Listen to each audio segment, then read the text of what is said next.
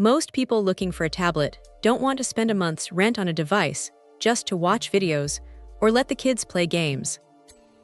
That is where this new 10-inch slate from TUOHAITIME comes into the picture.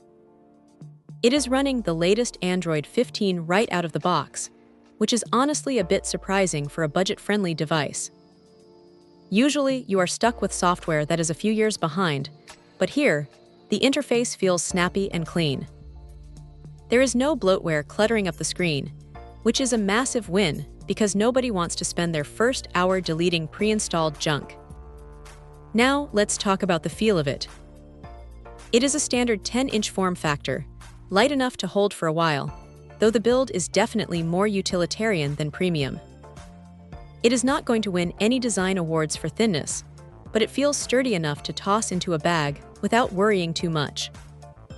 The screen resolution is 1280 by 800, and while that might sound a bit modest on paper, it does the job for streaming.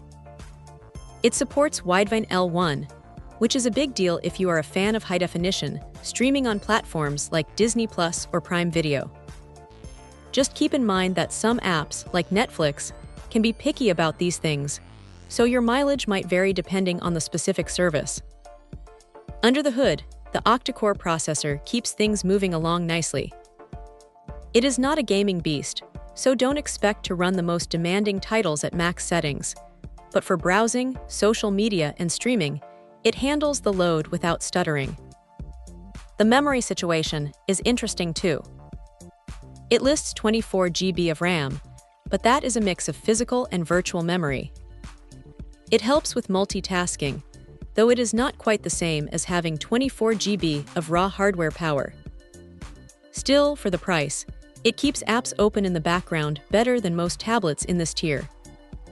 The battery life is another highlight. That 6000 mAh cell is solid. You can easily get through a full day of casual use, and the 18W fast charging helps get you back up and running, though you have to be careful with the charger you pick. It is a bit of a quirk that it doesn't play nice with those super powerful 30W or 60W laptop bricks, so stick to the recommended wattage to keep the battery healthy. What really stands out is the inclusion of Google Kids Space.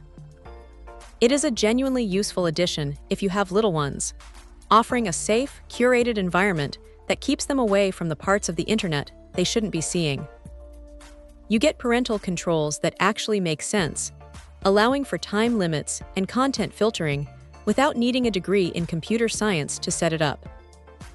If there is a downside, it is the screen brightness. It is perfectly fine indoors, but if you try to use this outside on a sunny day, you are going to be fighting some glare. Also, the speakers are functional, but lack that deep, rich sound you would get from a high-end device. But look, for the price point, this thing is a workhorse.